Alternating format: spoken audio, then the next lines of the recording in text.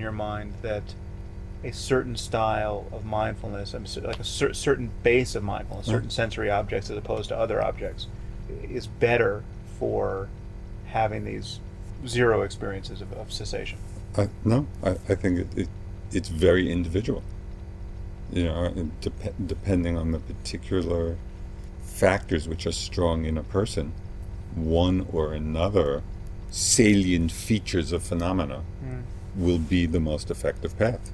So for someone who is predisposed to tuning into impermanence or tuning into dukkha, tuning into suffering, to try to force them into the anatta category, as being kind of the sole or only or best way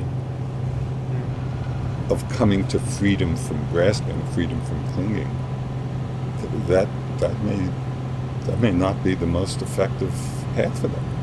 But see, the thing is that, in my view, the difference is, talking about the suffering and the end of suffering, the difference is so extraordinary. Just to walk you back to part of your story that you told when you were practicing with Goenka and were doing the body scanning and had initially had this experience of a sublime body of light, no pain, and then came back and you had the body of twisted steel, and were trying to get back into the practice and literally couldn't continue with that practice because it was so frustrating. It sounded like that was your experience.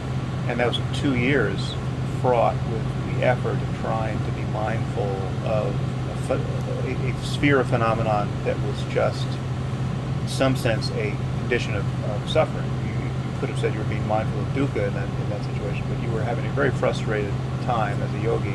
Because I wasn't being mindful. Okay, so there's two things to say about that. One, that's not the true mindfulness. Not at all. You had an agenda, Complete. Right? I had a strong agenda. Right. But the fact that you had that agenda was understandable given the way the teaching was framed. In my view, you would have to... Yes. It's very hard not to have that agenda. And that's a liability of that style of practice. And I think that liability is... There's a liability on the other side, on the Dzogchen side, which we can talk about, which we haven't talked about at all, really. But the liability of the goal-oriented momentum model, get as much mindfulness as you can on whatever you can notice, is that there's a sense that you have to, that freedom is elsewhere, that you're trying to schlep up to the top of the mountain, and you are at the bottom, and all you can notice is the fact that you are somewhere near the bottom of the mountain. Yeah. And you have to keep working on this project. The difference between that and being able to just cut through to selflessness and really drop any obvious effort. That's the thing. You can be. The question is, when does it become effortless? Does it have to become effortless by virtue of momentum and all the practice takes on a life of its own, and you're just noticing effortlessly, or can you notice that every true instant of awareness is... This is why in Dzogchen they talk about practicing the goal as the path. In my experience, that's not false advertising, because even if you're going to only get a second of mindfulness in every hour, there's a difference between that second obviously being the goal, or that second being a strategy to reach some goal that is on the other side of this body of twisted iron. I really don't see the importance. No. As you say, each tradition has, I see, its own strengths and its own potential pitfalls, and each tradition, it becomes obvious when one has practiced and fallen into the pitfalls, what they are. In the Vipassana practice, the danger is that, as I fell into, really practicing with an agenda, I think that's, at that point, I was not getting proper guidance. But I think when I finally came to an acceptance of just what was happening. But it's a little subtler than that, and a little more insidious, because what is proper guidance when the view is you really do need to get to the top of the mountain? you need, so you're not at the top of the mountain right now, so you haven't had the cessation experience. But that's no different than saying you need to get to stability. But it is different because in each moment in which, so in this moment, I could say, how do you know you're not stable? Right? No, but and for that moment, the moment of mindfulness that it's going to precipitate could be a moment of freedom, but it's not the same thing as cessation. It's not the same thing because you know you're not. You know the lights are still on. You haven't gotten to. You have a goal. You have a goal. No, but there's a difference between there's so many different aspects of this. Is why it makes the conversation, because I want to hit many different points. This is dharmic whack-a-mole. First, just to kind of step back, kind of looking at the Dzogchen tradition, which obviously, I practice and it's had a hugely beneficial. I've learned a lot from the practice and incorporated a lot into Vipassana. So I'm not at all kind of not hostile. Not only not hostile. It's like I'm Mr. One Dharma. Right.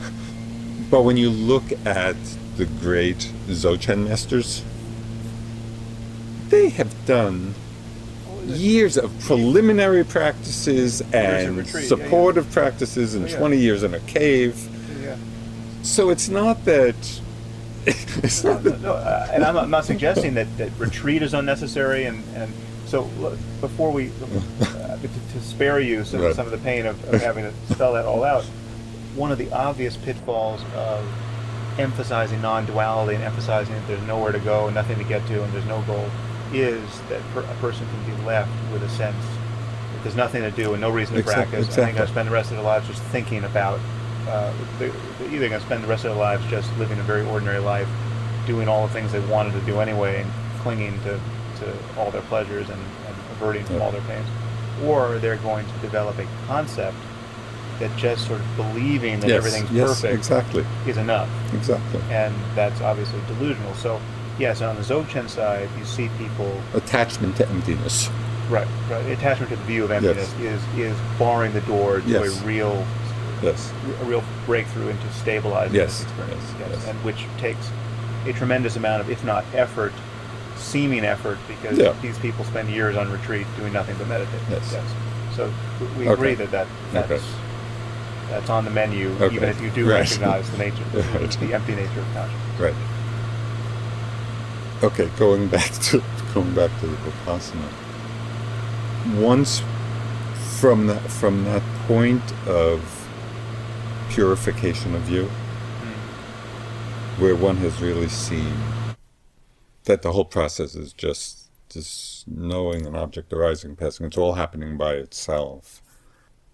There is an effort to get to that point.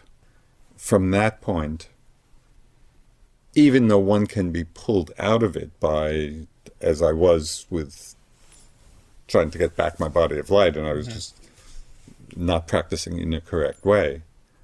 But from that point, if one is in alignment with what mindfulness actually means, then even though there's a goal, one has dropped back into the unfolding process. Right.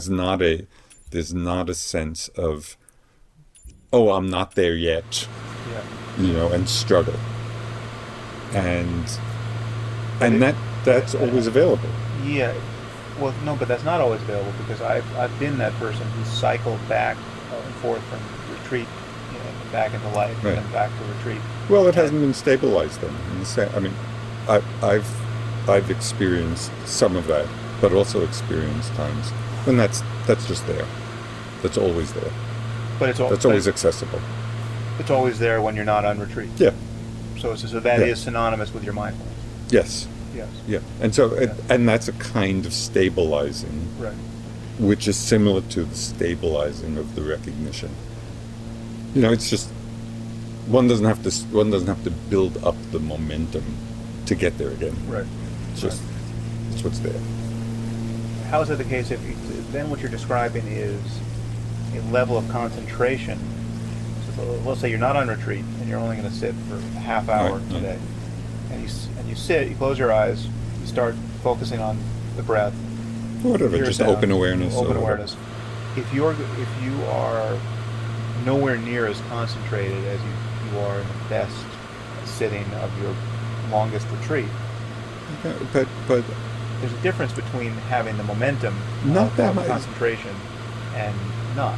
Momentum is a retreat-like phenomenon that was contingent upon being seriously concentrated. yeah, but what I'm saying is that at a certain point, Even in your daily life, Yes. off retreat, Yes. your experiences of sitting Yes. is one of being concentrated concentrated enough to have that same Yes, character yeah, of yeah.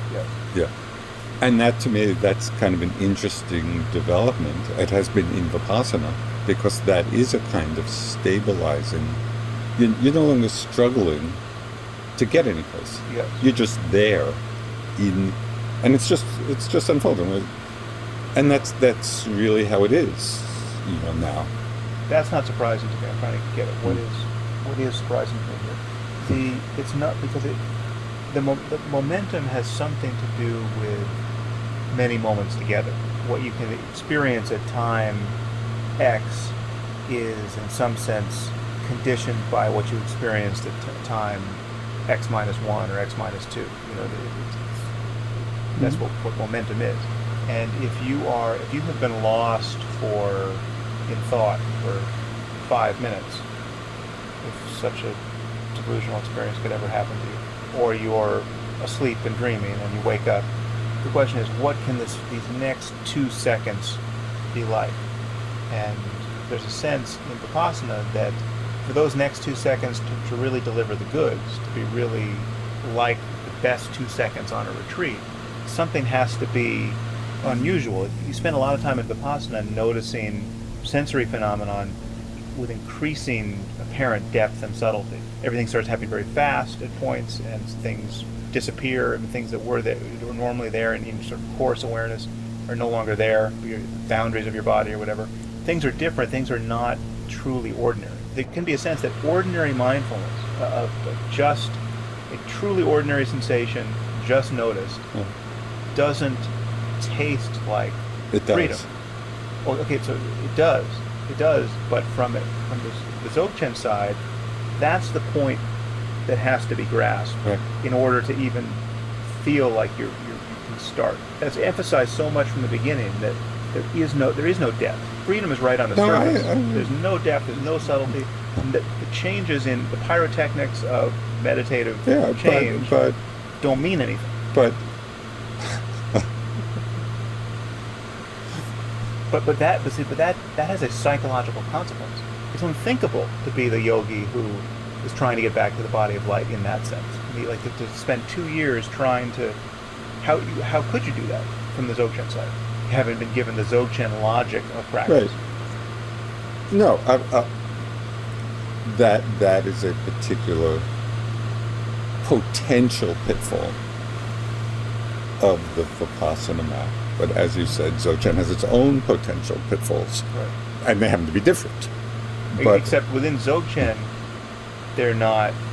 Those pitfalls are criticized enough that they're not really. I mean, the real pitfall is the sort of Advaita Vedantic version of Dzogchen, whereas in the talking school of non-duality, where you're sitting with someone who's talking about non-duality, and there's nothing to do really. no, there are other pitfalls in Dzogchen Okay. beside the one. But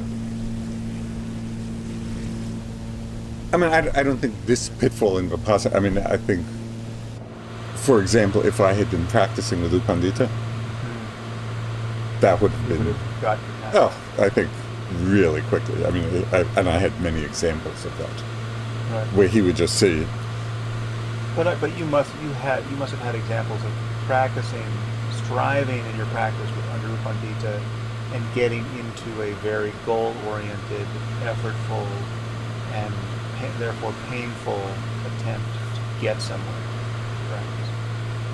Because I know what it's Right. like to sit with U Pandita, and that's coming out of his pores.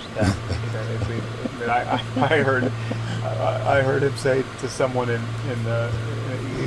you know, with practicing with U Pandita, you could hear the interviews with other yogis, the interview before you and the interview after you, as you were creeping out of the room, and some of the stuff he would say, he was a drill sergeant. Yeah, but also, it's very hard to, because I can't remember now whether it was it's your story, or whether I overheard this with another yogi, but he said, "It's a pity you don't have more courage." Was that you, or was that the? No, he said something like, "Don't you have any pride in being a man?" But one of the interesting things that I came to appreciate about him was, and I saw this over time, it wasn't immediately apparent, that he would often be saying these kind of outrageous things, and he would keep doing it until there was no longer a reaction in my mind. And as soon as I got to a place of lightness, very zen of him. It was. Yeah, I mean, and I saw that, and there were a few very striking examples. As soon as I stopped reacting to his trying to push my buttons, he stopped doing it. And actually the whole relationship and style of his teaching changed. So in some way, and I'm not to say he never kind of emphasized the striving and all that, but it's not to take everything on face value when you see the approach of different people, because sometimes they're doing things as a skillful means to get people to unhook. And that was just... My experience with him was the opposite. I knew his reputation, and I heard how he was dealing with other people, and I was practicing in a very effortful mode, just because I was very goal-oriented at that point. But his direct communication to me was much... just a sweet old man who was very encouraging, and also problematically, he conveyed at near the end of one of those 2-month retreats with him. Clearly, to his eye and to my eye, I was in the state of equanimity where everything was just humming along fine. But then he said something like, "Well, if you just keep doing everything in this way, and something very interesting may happen for you." He was talking about stream entry. So I know what it's like to be practicing effortlessly, to have it all seem great, to be in this very, if you could just have if you could have told me, this is what your mind is going to be like for the rest of your life, I would say, okay, that's probably good enough. This feels enlightened. This feels like there's no suffering, the body's great, I'm noticing everything, I'm concentrated, there's no effort. But still, I was waiting for something to happen on some, in all the other moments that I'm not being mindful. And all of that very rarefied awareness was clearly a contingent upon being on retreat, meditating 18 hours a day. And it was not something I was going to get in traffic 3 months later when I'm back to living my life. And that duality. But what I'm saying is that there is that experience, and that's highlighted because of the importance given to this notion of uprooting defilements, which is a different model. That's a different model. But given the importance within the Vipassana tradition, or particularly the Burmese, of the uprooting, that's understandable. That can be there, and one can also come to a place in Vipassana where one drops into that, so that it's not dependent on those rarefied conditions. So that is the ordinary character of one's mind. Yes. One of the ways that I've been teaching is a way of directing people to the ordinariness of selflessness, that where it's not dependent on momentum, is in the simplicity of just moving one's arm, moving the leg. And one of the methods I've been using is reframing the experience in the passive voice. So, for example, you're just moving the arm, and generally, even if one is not actually conceptualizing in words, as you pointed out, the common way of perceiving it is I'm moving my arm, or I'm knowing the movement. And that's the active voice in English. By putting it into the passive voice, movement being known. It's just movement being known. In the passive voice construction, there's no subject. So just the switch of language, and I found just doing that, in the simplest movement, one is right there in the experience of the selflessness of the whole thought, the selfless, because it's actually pointing to the knowing. It's just in the phrase, sensations being known, it brings in the knowing equal to the sensation. Right. But you don't think that is contingent upon a person already having this recognition No. of selflessness? Clearly, someone could still just have this thought. They could adopt this as a mantra: movement being known. Yeah, no. It's I mean, it's just, if it's language. In the no, moment, if it's just language, again, it's the difference between language as a description and language as an instruction. Right. And I'm not saying that everybody will immediately get the instruction, but it's not that complicated, and people have, things are being known moment after moment. And right there one is in that state of selfless awareness that's not dependent on rarefied conditions. So I think the stability of that, I think, depends on a lot of factors. Right. And concentration being one of them. Because concentration means undistractedness. And so the more concentration is developed in the mind, and is there as a quality of the mind, the more stable that'll be. The mind will get distracted less often. So I think within Vipassana also, it's not. I grant you that it's not always taught this way, because of the importance given to that moment of uprooting, and so it's not often emphasized that it's right here. Yeah. But this is part of what has been interested me in these last years, is to emphasize this aspect. And this is just one example of how it can be done. There are other ways that point to the immediacy of it. Yeah.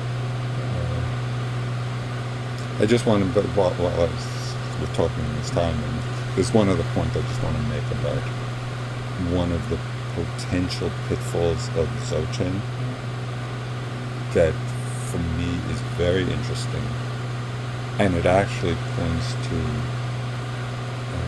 some different schools in Tibetan Buddhism, and it highlights just to me a very interesting difference of experience and description. As you know, in Dzogchen, the nature of mind is described as the union of clarity and emptiness, or awareness and emptiness, and the inseparable unity. People can recognize the awareness aspect without necessarily a full recognition of its empty aspect. Because as subtle as awareness is, that aspect is more obvious than its empty aspect, which is even more. Well, actually, just let me finish. Well, we should clarify this concept of emptiness, because obviously most of the people listening to this aren't going to know what we're talking about. But it actually is not quite the same thing as selflessness. No, it's not. It covers selflessness, but selflessness doesn't quite cover emptiness. So.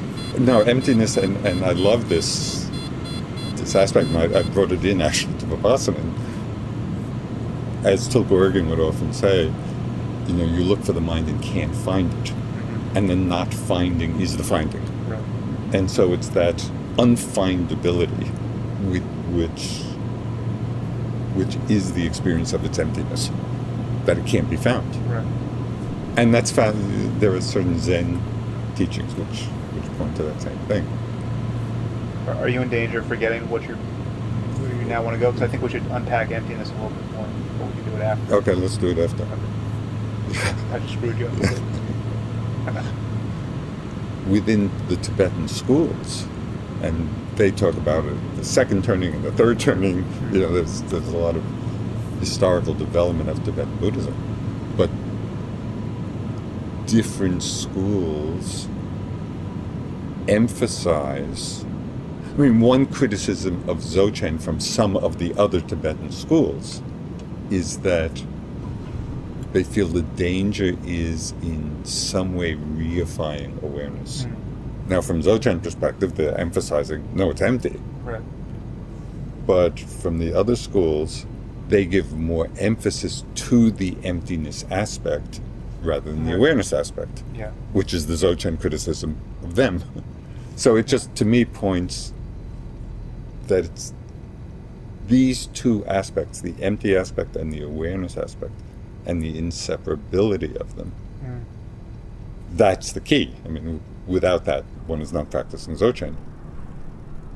And the danger of recognizing awareness without necessarily having the deep realization of the empty aspect. Right.